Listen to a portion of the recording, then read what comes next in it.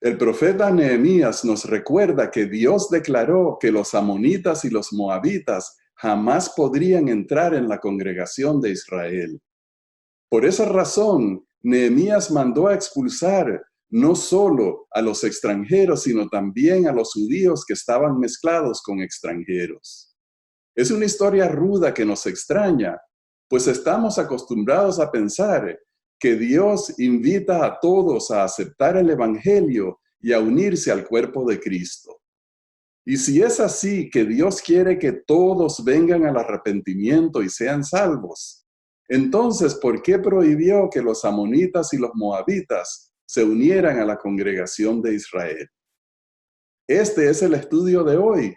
No se retiren, que ya regresamos.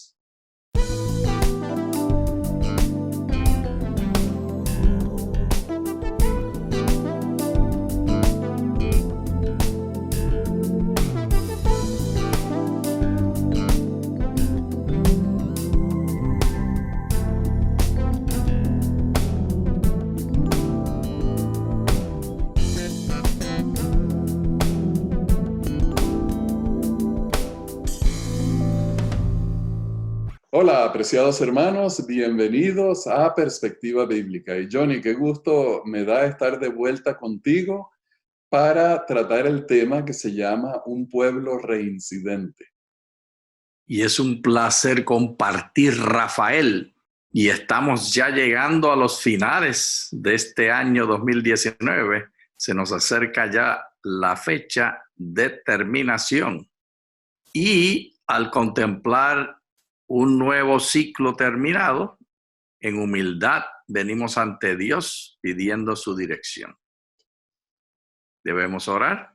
Oremos. Gracias, Señor, por el privilegio de estar contigo, de completar una lección, una semana más. Pedimos tu sabiduría al estudiar, que podamos ser diligentes en presentar tu palabra. En el nombre de Jesús oramos. Amén. Amén. Amén. Bien, vamos a comenzar el tema de hoy con un pasaje en el libro de Nehemías, el capítulo 13. Aquel día se leyó en el libro de Moisés, oyéndolo el pueblo, y fue hallado escrito en él que los amonitas y moabitas no debían entrar jamás en la congregación de Dios. Por cuanto no salieron a recibir a los hijos de Israel con pan y agua, sino que dieron dinero a Balaam para que los maldijera. Mas nuestro Dios volvió la maldición en bendición. Cuando oyeron pues la ley, separaron de Israel a todos los mezclados con extranjeros. Johnny, este es un pasaje que nos resulta extraño porque nosotros estamos acostumbrados a leer que toda la obra de Jesús y toda la obra de sus apóstoles es la de evangelizar y atraer a personas hacia el evangelio, atraerlos para que estén en el cuerpo de Cristo. En otras palabras, no excluir, sino incluir. Pero aquí son palabras muy severas, porque yo estoy mezclado. Yo tengo sangre africana, sangre europea, sangre taína, y no pertenecería yo, y eso no me gusta, no se siente bien. Sí, entonces por eso es que es importante que entendamos cuál es el tema con estos amonitas y moabitas. Entonces vamos a ir al siguiente pasaje en el libro de Génesis. Entonces la mayor dijo a la menor: nuestro padre es viejo y no queda varón en la tierra que entre a nosotras conforme a la costumbre de toda la tierra. Ven, demos de beber vino a nuestro padre y durmamos con él. Y conservaremos de nuestro padre descendencia. Y dieron a beber vino a su padre aquella noche, y entró la mayor y durmió con su padre, mas él no sintió cuando se acostó ella, ni cuando se levantó. Al día siguiente dijo la mayor a la menor: he aquí yo dormí la noche pasada con mi padre, démosle a beber vino también esta noche, y entra y duerme con él, para que conservemos de nuestro padre descendencia. Entonces, Johnny, este es el pasaje que nos da a nosotros el origen de estos dos pueblos, los amonitas y los moabitas. Eran producto de incesto.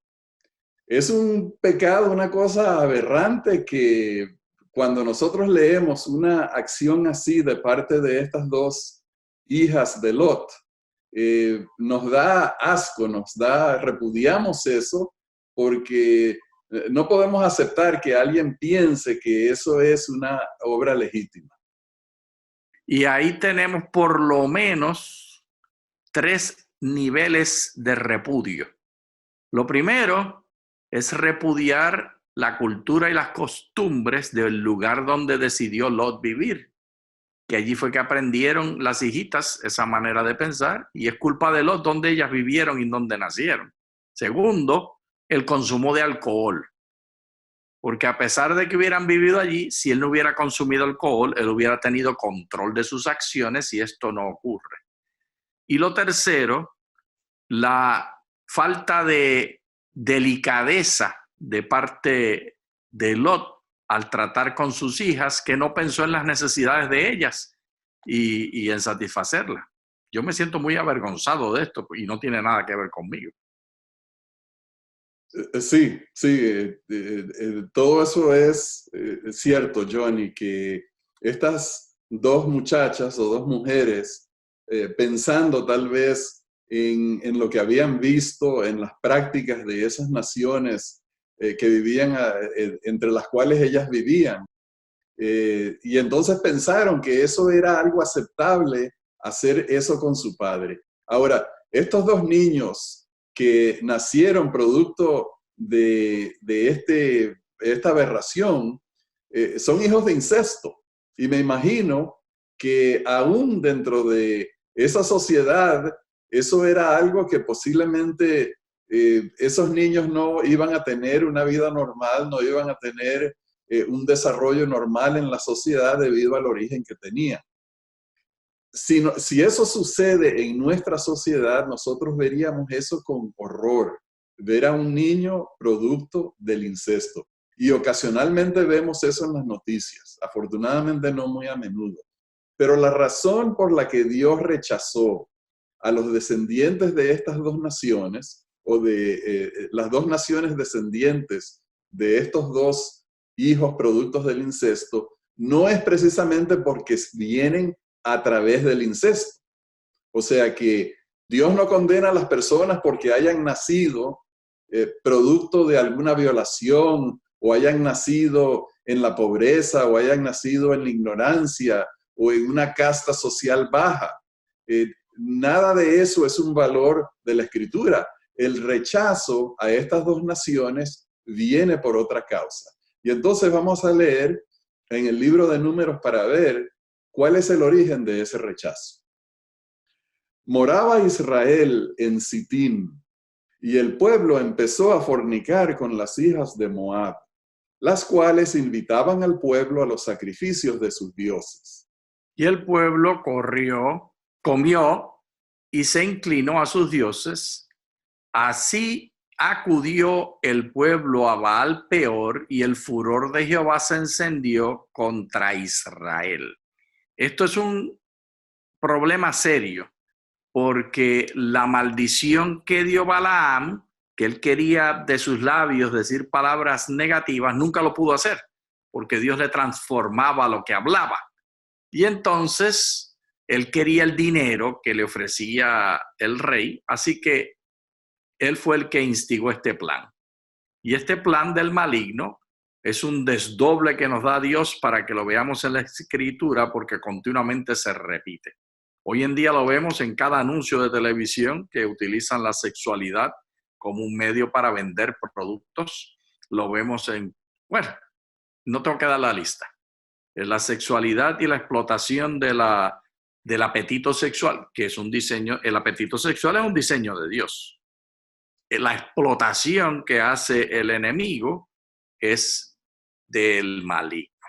Pero aquí hay otro detalle, Rafael, que aquí no se menciona, pero lo mencionamos en la primera lectura que hicimos. Ellos no le ofrecieron pan y agua a los israelitas. La falta de hospitalidad se sumó al plan maligno de Balaam para rechazar a esta gente. Y Johnny, ciertamente esa asociación de Israel o los hijos de Israel con las hijas de Moab resultó en maldición para ellos porque esa interacción de esas dos culturas, en vez de resultar en el beneficio para los de Moab, resultó más bien en perjuicio de los de Israel. Ahora, Israel era una nación que había salido de la esclavitud en Egipto. Ellos culturalmente eran personas que estaban más familiarizadas con el paganismo que con la adoración del Dios creador. Ellos eran una nación que tenía que aprender mucho de Dios, aprender del carácter de Dios, aprender las enseñanzas de Dios y transmitirlas o integrarlas en su cultura. Cosas tan sencillas como la alimentación, la higiene, el trato a los demás, la forma de realizar la economía, la forma de realizar la agricultura y obviamente todas esas cosas que tenían que ver con el culto y la adoración a Dios, todo eso lo tenían que aprender. Y no solamente eso, sino que era un pueblo que había conocido a Dios de una forma muy grande. O sea, ese pueblo tenía en su historia reciente el haber sido rescatados de Egipto, el haber sido bendecidos con una cantidad de riquezas, el haber sido salvados cruzando el Mar Rojo, el haber sido preservados en el desierto con comida, con bebida, con sombra, con luz, con calor. Todo eso lo tenían ellos y debieron haberse apegado más a Dios porque conocían el poder de Dios cercanamente, pero parecía que no tenían fortaleza espiritual, no tenían firmeza espiritual. Y este es un tema que el apóstol Pablo toca en el libro de Efesios. Vamos a leer ahí. Y él mismo dio unos los apóstoles, otros los profetas, otros los evangelistas y otros los pastores y maestros, a fin de equipar completamente a los santos para la obra del ministerio, para la edificación del cuerpo de Cristo.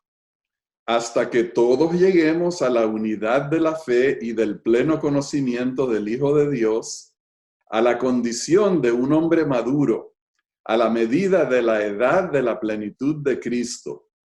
Para que ya no seamos niños zarandeados por las olas y llevados a la deriva por todo viento de doctrina, por estratagema de hombres que para engañar emplean con astucia las artimañas del error, sino que aferrándonos a la verdad en amor, crezcamos en todo hacia aquel que es la cabeza. Esto es Cristo. Entonces aquí se describe la cantidad de talentos que Dios le dio a la iglesia con el propósito de edificar a la iglesia. Todos los que pertenecemos al cuerpo de Cristo tenemos la función de edificar a otros. Y el blanco, Johnny, es que seamos personas maduras en la fe.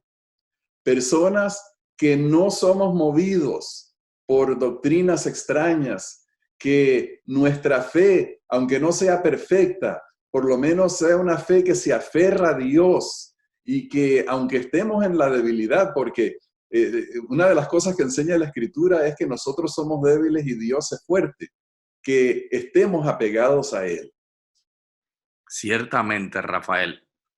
Y hay cosas prácticas que hay que hacerlas en este asunto de servir a Dios, porque es fácil, así llamado, espiritualizarlo todo. en el capítulo 13 de Nehemías y en el verso 2 nos da la explicación bien práctica. Por cuanto no salieron a recibir a los hijos de Israel con pan y agua. Y luego la parte de maldecirlos que menciona con respecto a Balaam. Pero el detalle número 1 es la falta de hospitalidad. Nosotros, como cristianos, como siervos de Dios, si queremos ser seres espirituales, la primera cosa que tenemos que hacer es ser hospitalarios con los que están alrededor nuestro. Yo le pido a Dios que le muestre a la iglesia la necesidad de la hospitalidad. Y eso es algo que va a estar en tensión con lo que vamos a estar leyendo de inmediato con respecto a la exclusión. Pero tengamos paciencia, lo vamos a poder discernir. Y Johnny, el tema en el Antiguo Testamento es que porque eran personas tan débiles, tal vez por el efecto de la esclavitud, porque nosotros no habiendo experimentado la esclavitud, no entendemos el efecto que eso tiene en la moral de un pueblo, en la imagen de una nación, de una raza de personas. Pero Dios, viendo esa condición, quería aislarlos hasta cierto punto para que no se contaminaran y no siguieran los ejemplos de las naciones de las cuales Él quería extraerlos. Pero nosotros estamos en una situación diferente. Por eso es que el Señor ha dado pastores, maestros, evangelistas, diferentes dones, talentos a la iglesia para la edificación. Nosotros como cristianos no podemos aislarnos del mundo. La Biblia no nos llama a nosotros a aislarnos como algunos creyentes cristianos practicaron en siglos atrás, que se iban a los desiertos, que se montaban en columnas, que se metían en cuevas. Todo lo contrario, el Señor nos manda a que seamos la sal de la tierra, seamos la luz del mundo. Y para poder cumplir esas dos funciones, necesitamos estar dentro de la sociedad. Para poder servir a nuestro prójimo, tenemos que estar dentro de la sociedad y asociándonos con todas las personas.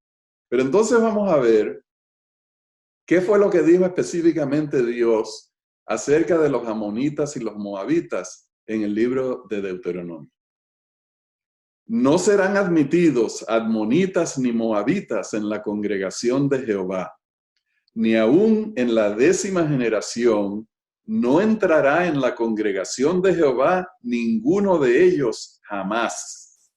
Por cuanto no os salieron a recibir con pan y agua al camino, cuando salisteis de Egipto, y porque alquilaron contra ti a Balaán, hijo de Beor, de Petor, en Mesopotamia, para maldecirte. Mas no quiso Jehová tu Dios oír a Balaam, y Jehová tu Dios te convirtió la maldición en bendición, porque Jehová tu Dios te amaba. No procurarás la paz de ellos, ni su bien en todos los días para siempre. ¡Wow! Aquí tenemos un conflicto bien grande entre dos poderes. El poder del servicio, la humildad y la hospitalidad, es decir, ofrecerle pan y agua al que viene sediento, al que viene hambriento del desierto, abrirle camino, serle hospitalario. Y por el otro lado, la capacidad de aislarse y de maldecir y verse al otro como no prudente, como no aceptable. Esto se ha usado para justificar xenofobia y para justificar apartarse con nacionalismos racistas. Y esta filosofía fue la que promovió la esclavitud en este país del norte donde vivimos en Estados Unidos. Y lo citaban con las escrituras, así como aquí vemos de Moab y de Edom, y ellos tenían la seguridad, aquellos habitantes de este país, que eran como Edom y como Moab, los africanos. Pero Rafael, la sorpresa de Dios es que no se practicó de esa manera en realidad. Aquí hay una tensión, otra tensión más. ¿Qué pasó, Rafael? Cuéntanos. Bueno, Johnny, hay muchos lugares en el Antiguo Testamento donde se utiliza un lenguaje, no me sé la palabra correcta, pero es como una exageración. ¿Te digo la palabra correcta? Dime. Rajatabla. Ok. Entonces es como un énfasis desmedido, porque uno pudiera leer este pasaje y pensar, ¿dónde está el carácter de amor de Dios que aparece tanto en las Escrituras? ¿Dónde está su misericordia? ¿Dónde está donde Él quiere atraer a todos los pueblos de la tierra para bendecir a todas las naciones de la tierra a través de los hijos de Abraham? ¿Dónde está la gracia? ¿Dónde está el perdón? Y nosotros tenemos que tomar en cuenta que aunque se dijo de esa forma, como mencionaste muy bien, no se practicó. Era como una especie de advertencia con palabras muy grandes a Israel para evitar esas asociaciones, para evitar caer en malas influencias. Pero entonces vamos a ver un pasaje en el libro de Ruth que nos dice claramente que eso que leímos en Deuteronomio no se practicó universalmente. Respondió Ruth: no me ruegues que te deje y me aparte de ti, porque donde quiera que tú vayas, iré yo, y donde quiera que vivas, viviré. Tu pueblo será mi pueblo, y tu Dios mi Dios. Donde tú mueras, moriré yo, y allí seré sepultada. Así me haga Jehová, y aún me añada, que solo la muerte hará separación entre nosotras dos. Y viendo Noemí que estaba tan resuelta a ir con ella, no dijo más. Qué dulce resulta ser la historia de Ruth y Noemí. Me encanta, Rafael, esta historia. Muestra, como tú indicaste, Rafael, que esas leyes severas de xenofobia, de excluir y de cerrar la puerta por la falta de hospitalidad y por la degradación y la inmoralidad que promovieron, en realidad lo que se está rechazando son esas prácticas y no a las personas. Le decían, el letrero decía, no entran moabitas y no entran amonitas, pero en realidad tenía un pie de plana y decía, moabitas y amonitas se entiende aquí como aquellos que no son hospitalarios y que practican toda clase de inmoralidad sexual. Los demás que acepten a Dios como su Dios son bienvenidos. De esa forma se abre la puerta y se permite que Ruth entre. Y Ruth era una mujer, no tenía nada que presentar como valía. Ella no tenía ningún valor porque las mujeres no eran consideradas como ciudadanos, sino que ella era un objeto. Y como no tenían dueño, ni Noemí ni Ruth, pues ellas eran nada. Sin embargo, se les recibe, y la historia tan preciosa que me voy a callar ya y no decir nada más, es cómo las reciben con hospitalidad. Y ahí volvemos a esa palabra. La hospitalidad es la declaración número 1 del carácter que Dios desea. Hay quienes enfatizan mucho la purificación sexual, y es muy cierta, pero la purificación sexual es secundaria. En otras palabras, el que no puede ser hospitalario no va a poder mantener pureza sexual. La pureza sexual es supeditada a la hospitalidad que usted tiene, porque si usted no ve a las mujeres como iguales, si usted no es hospitalario, usted no las puede respetar. Si usted no ve a los hombres como hijos e hijas hijos de Dios, no los puede respetar. Sea hombre o sea mujer, si no es hospitalario, no va a poder mantener pureza sexual. Y Johnny, esto es un pasaje sumamente hermoso porque nos dice a nosotros que nadie está descalificado por su origen nacional, por su origen racial, por su condición socioeconómica, por alguna otra característica humana. Las personas que se acercan a Jehová, que abren su corazón a Dios, que responden al llamado del Espíritu Santo y quieren entregarse a Dios, recibir a Dios y ser parte del pueblo de Dios, todas esas personas van a ser aceptadas, como nos dice este libro, este pasaje tan hermoso del libro de Ruth. Así que lo que se rechazaba era, como tú mencionaste, la condición de idolatría, la condición de pecado, la condición de soberbia que no puede tener comunión con Dios, no se puede acercar a Dios a menos de que sea una persona que se arrepiente y quiere hallar transformación y quiere hallar perdón. Pero entonces vamos a volver al libro de Nehemías para ver qué otras cosas hizo Nehemías para corregir los males que encontró en su pueblo. Encontré asimismo que las porciones para los levitas no les habían sido dadas y que los levitas y cantores que hacían el servicio se habían marchado cada uno a su heredad. Entonces reprendí a los oficiales y dije, ¿por qué está la casa de Dios abandonada? Los reuní y los restablecí en sus funciones. Y todo Judá trajo el diezmo del grano, del vino, del aceite a los almacenes.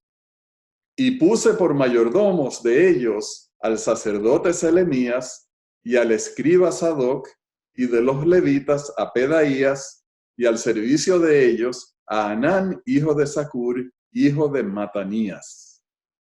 Porque eran considerados como personas fieles, y ellos tenían que repartir a sus hermanos. Acuérdate de mí, oh Dios, en orden a esto, y no borres mis misericordias que hice en la casa de mi Dios y en su servicio. Rafael, aquí vemos nuevamente la importancia del trato ecuánime, que está basado en el principio hospitalario. La fundación del amor y de la entrega a Dios es la hospitalidad. Esa es la manifestación número 1, la base, la fundación. Si usted no puede ver a los cantores como iguales a los sacerdotes, usted no puede ser hospitalario con ellos. La hospitalidad demanda que los trate por igual.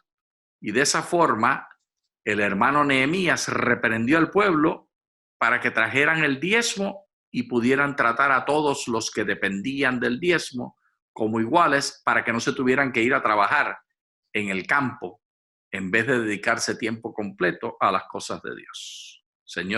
El Señor nos ayude, Rafael, porque estamos en esa misma tensión, estamos todos los días en la iglesia, que las personas seamos fieles a Dios, devolviendo nuestros diezmos y ofrendas para poder mantener el servicio a Dios.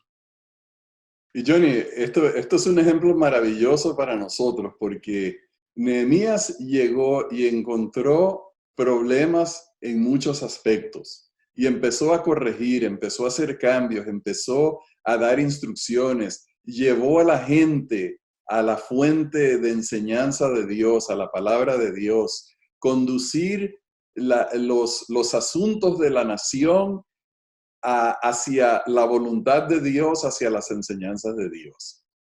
La lección para nosotros es que todos nosotros los que tenemos responsabilidades en la iglesia, y bueno, yo diría que todos, aunque no tengamos posición, seamos elegidos a alguna posición, es nuestro interés, debe ser nuestro interés velar por el buen funcionamiento de nuestra iglesia.